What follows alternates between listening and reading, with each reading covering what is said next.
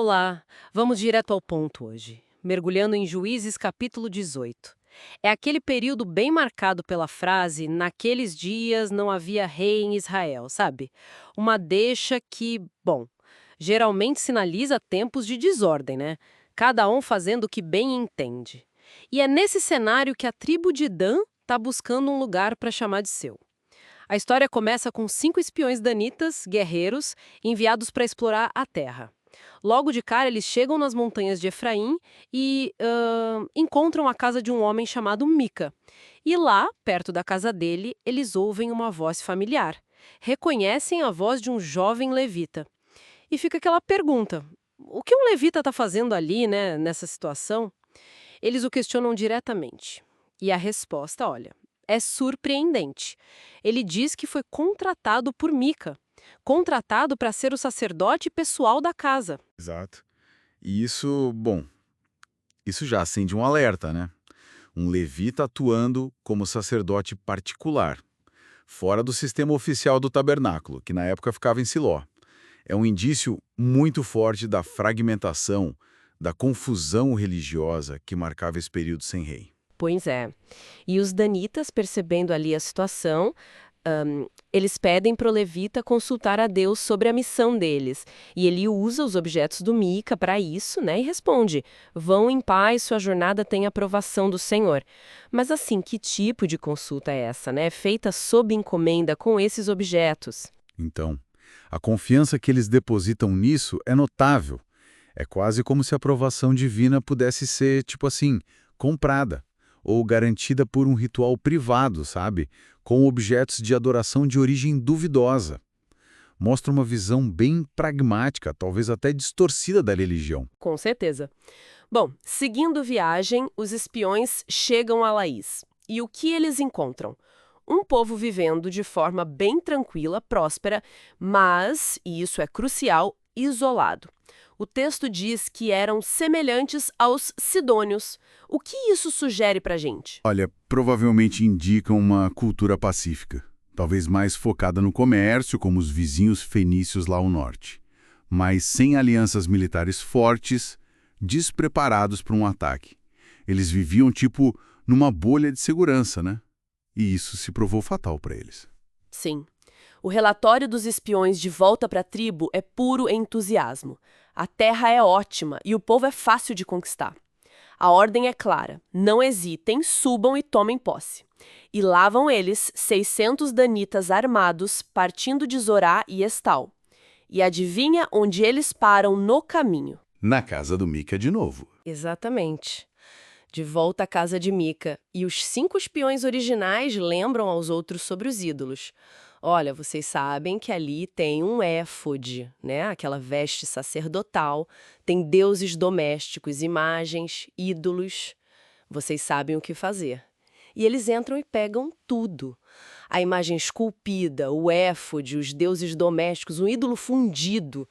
Levam embora. É uma audácia tremenda, é a força bruta aliada a uma tentativa de cooptar o sagrado para os seus próprios fins, né? Eles não queriam só a terra. Queriam também a bênção, a legitimidade que aqueles objetos e o sacerdote poderiam supostamente oferecer. E o sacerdote? Ele ainda tenta protestar, né? Mas a oferta dos danitas é bem direta.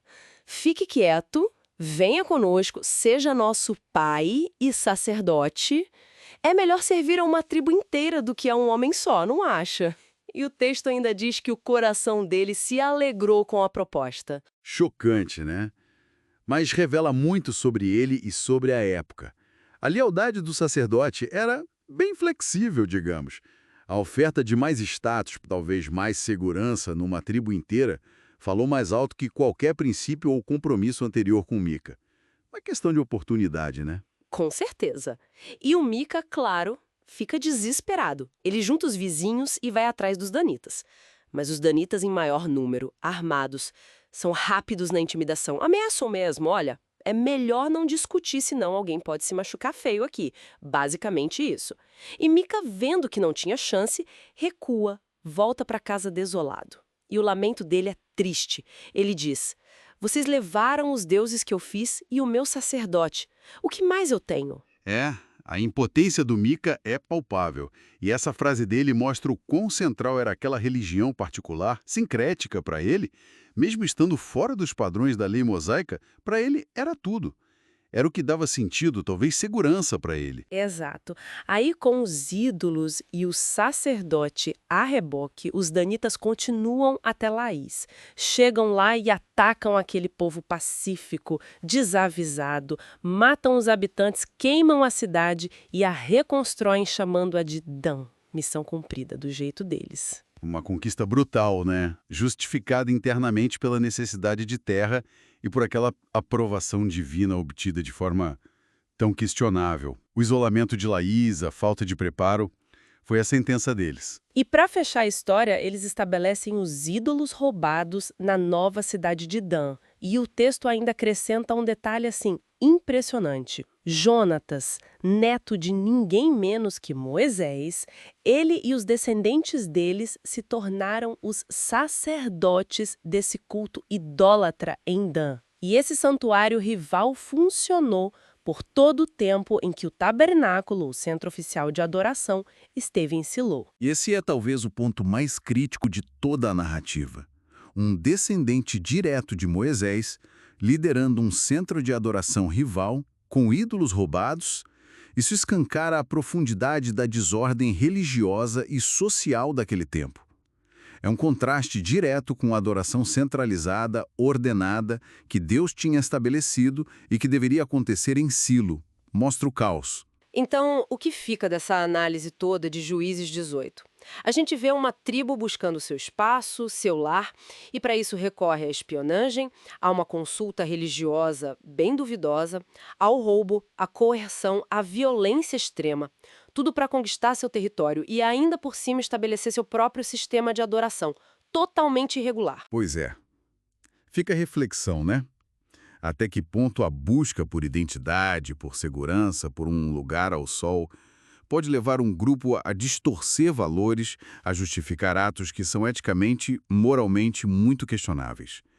E como a falta de uma liderança centralizada, como o texto sempre frisa com essa ausência de um rei, como isso cria um vácuo onde, no fim das contas, a conveniência e a força bruta acabam definindo o que é certo e o que é errado para cada um.